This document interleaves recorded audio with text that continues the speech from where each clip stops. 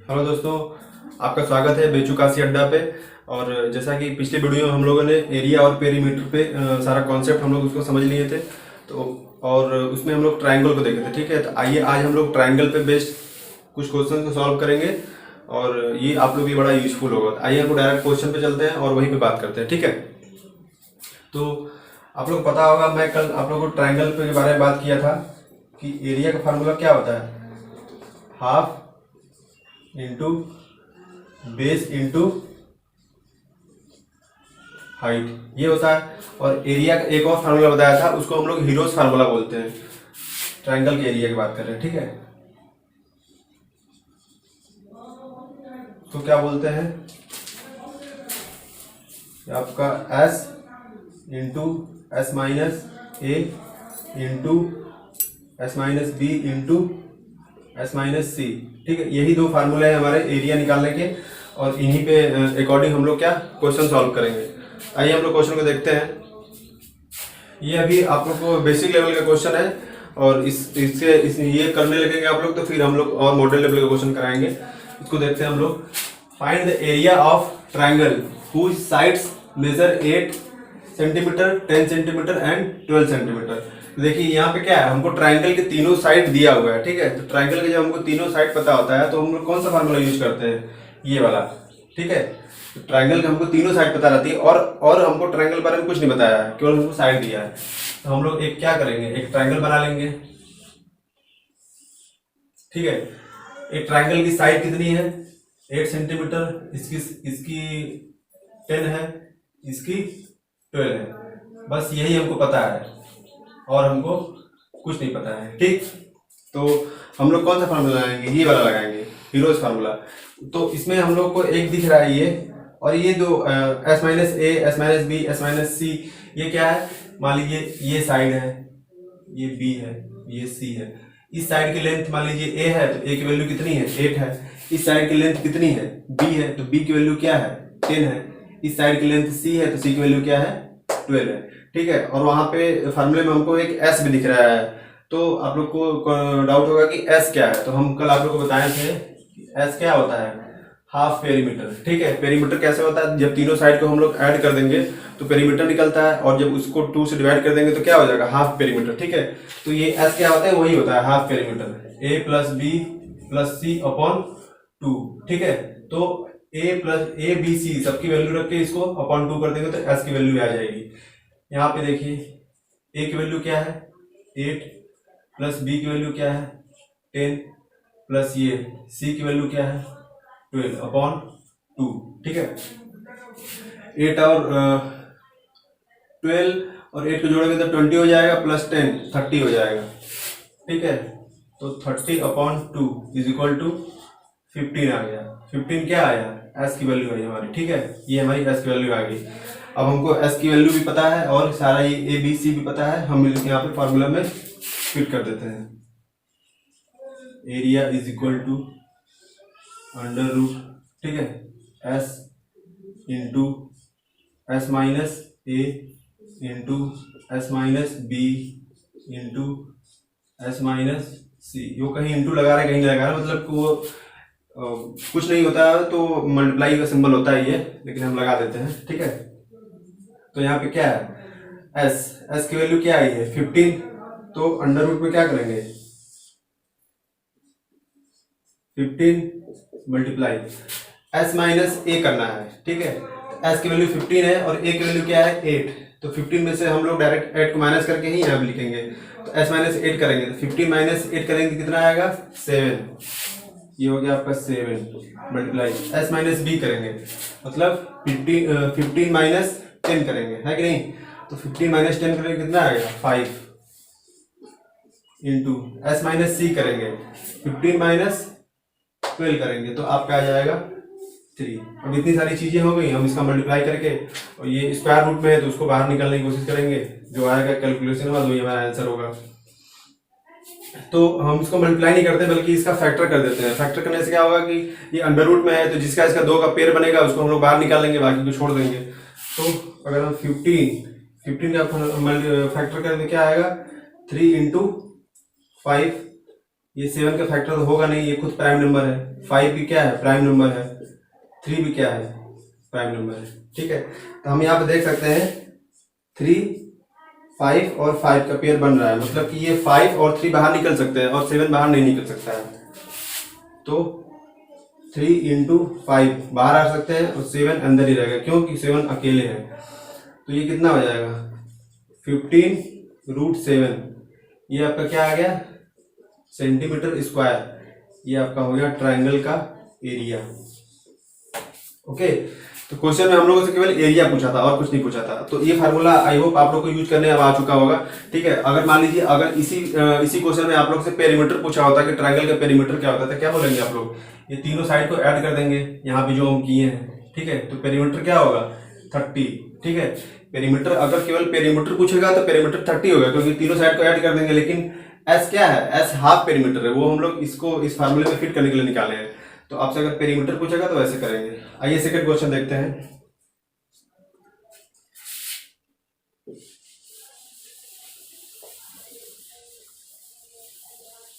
Second question आपका क्या दिया हुआ है, the perimeter of an equilateral triangle is 90 centimetre, find its area. ये इट्स है, फाइंड इट्स एरिया। ठीक है, तो हम लोग क्या करते हैं, एक इक्विलेटरल ट्रायंगल बनाते हैं। इक्विलेटरल ट्रायंगल की प्रॉपर्टी क्या होती है, तीनों साइड क्या होती है, इक्वल होती है। तो इसका पेरीमीटर क्या है, ABC।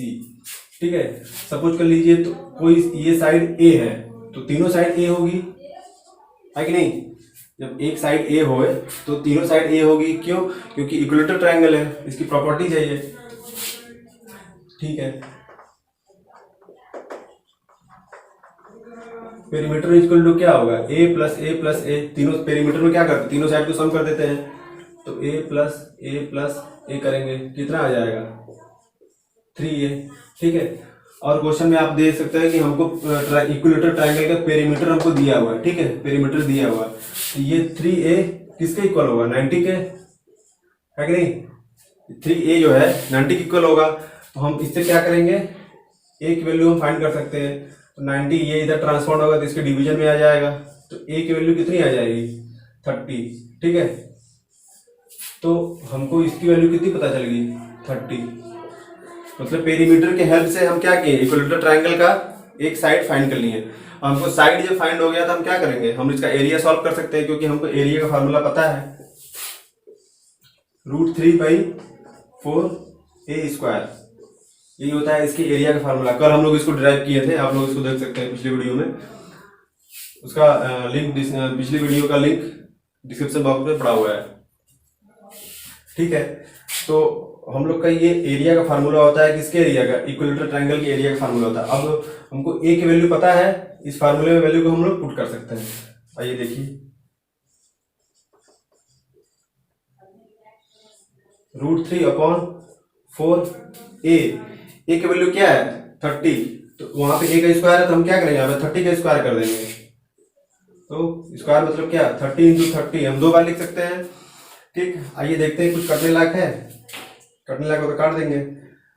4 से तो डायरेक्ट 30 कटेगा नहीं, 2 से काटेंगे तो 2 टाइम्स में इसको काटेंगे तो 2 से काटेंगे तो 15 आएगा। ठीक है, इसको भी 2 से काटेंगे, ये भी 15 आएगा।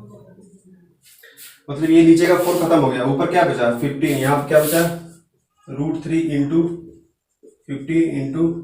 15।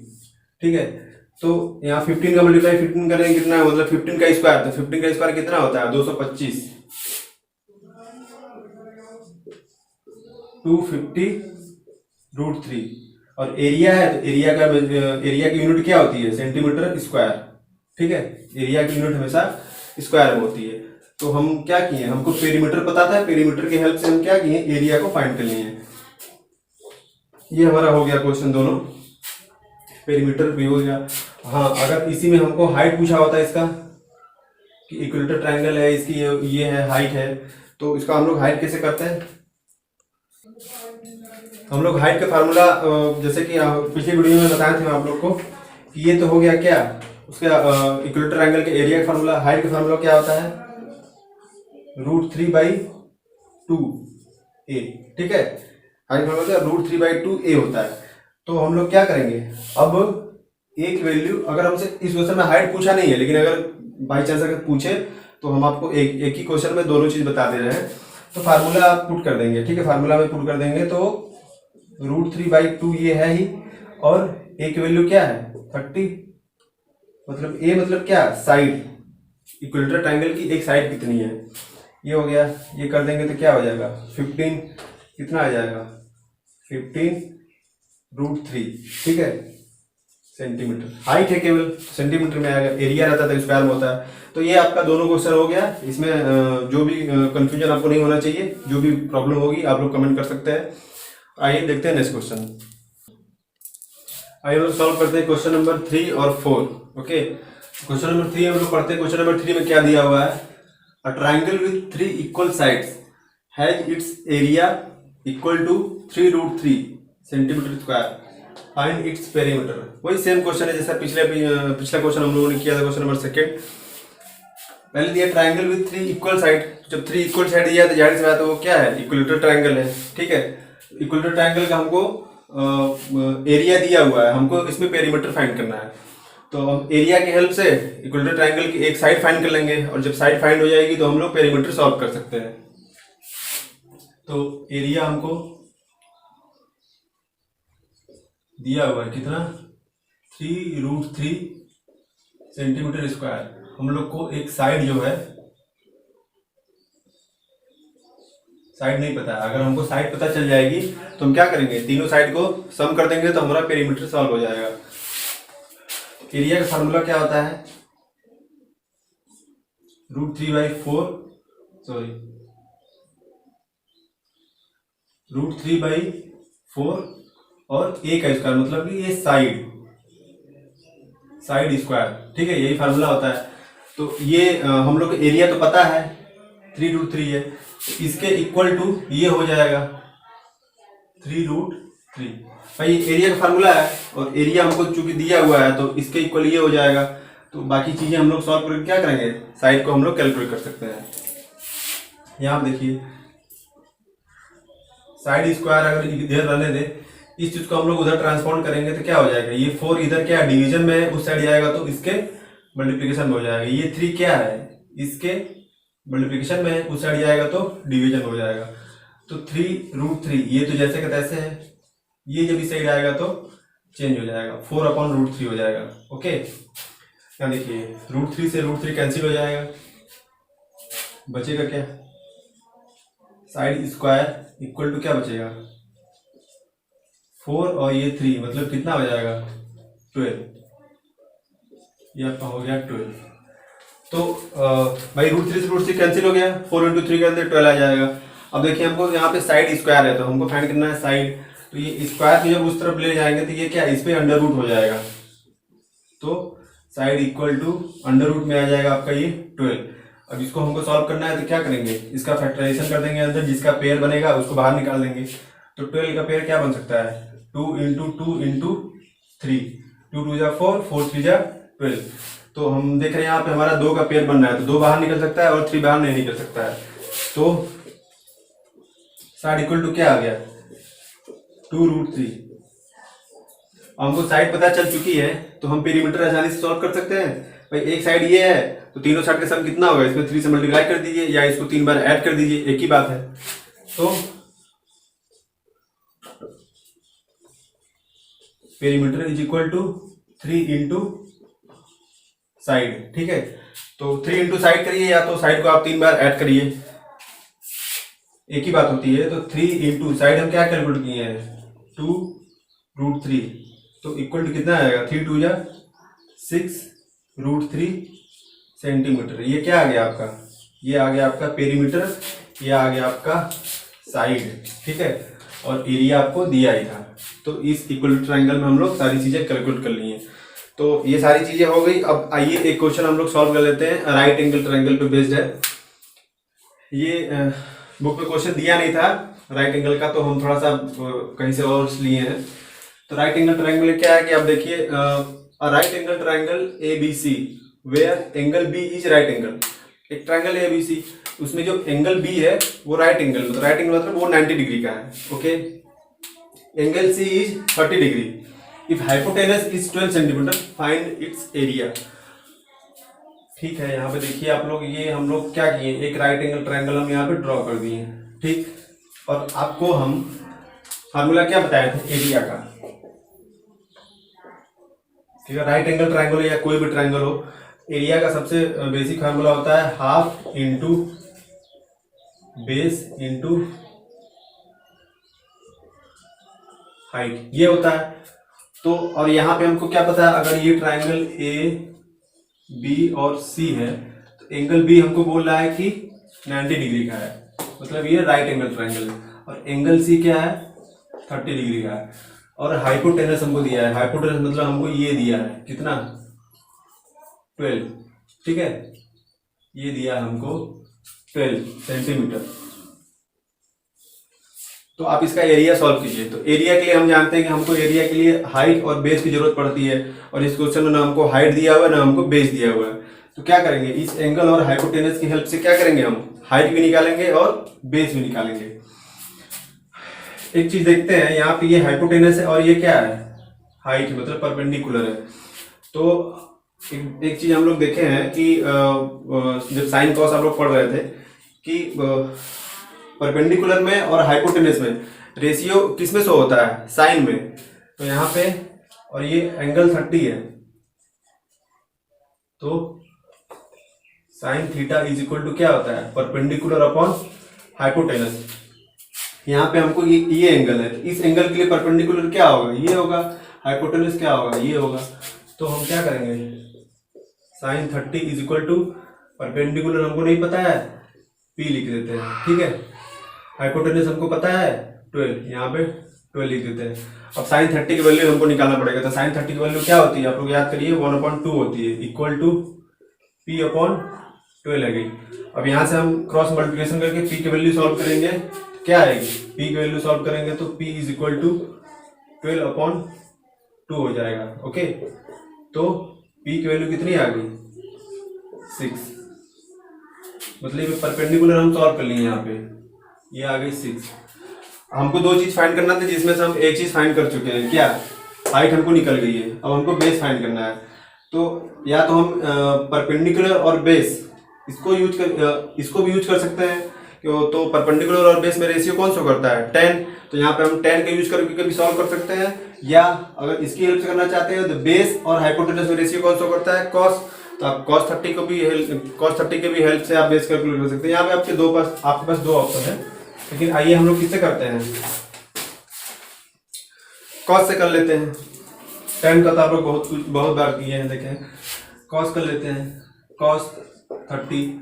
इस एंगल के लिए बेस क्या होगा, ये हाइपोटेनस, ये cos 30 इज इक्वल टू, ये आपका बेस है, बेस अपॉन हाइपोटेनस।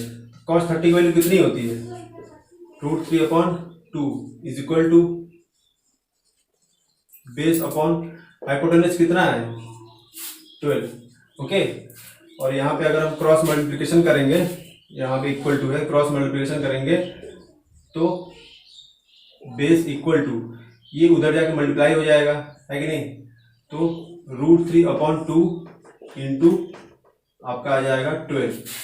2 से इसको काटेंगे कितनी बार में, 6 टाइम में, तो आपका आ गया बेस इक्वल टू 6√3। ठीक है, ओके। अब आपका हाइट भी हमको मिल गया, मतलब परपेंडिकुलर भी मिल गया और बेस भी हमको मिल गया, कितना, 6√3। तो अब इन चीजों को इस वाले फार्मूले में, एरिया के फार्मूले में रख के हम लोग इस ट्रायंगल क्या कर सकते हैं, एरिया कैलकुलेट कर सकते हैं। आइए देखते हैं, अब एरिया हम लोग सॉल्व कर देते हैं। Area is equal to half base into height. तो ये हाफ हो गया, बेस क्या आया है, 6√3। हाइट कितना हम लोग सॉल्व किए हैं, 6। ओके, सारी वैल्यू हमारी पुट हो गई। अब इसको आप लोग सॉल्व करके हमारा आंसर आ जाएगा। तो 2 से इसको हम डिवाइड करेंगे तो ये कर सकता है, 2 3 जा 6। ठीक है, तो अब यहाँ बचा क्या, यहाँ पे तो 1 बचा, तो 1 में मल्टीप्लाई करेंगे तो कोई वैल्यू नहीं है। यहाँ पे 3√3 बचा और 6 बचा, यही ना, 3√3 बचा और 6 बचा, तो 6 का मल्टीप्लाई हम यहाँ कर सकते हैं। 6 3 जा कितना होगा 18√3 सेंटीमीटर स्क्वायर। ये आपका क्या आ गया एरिया।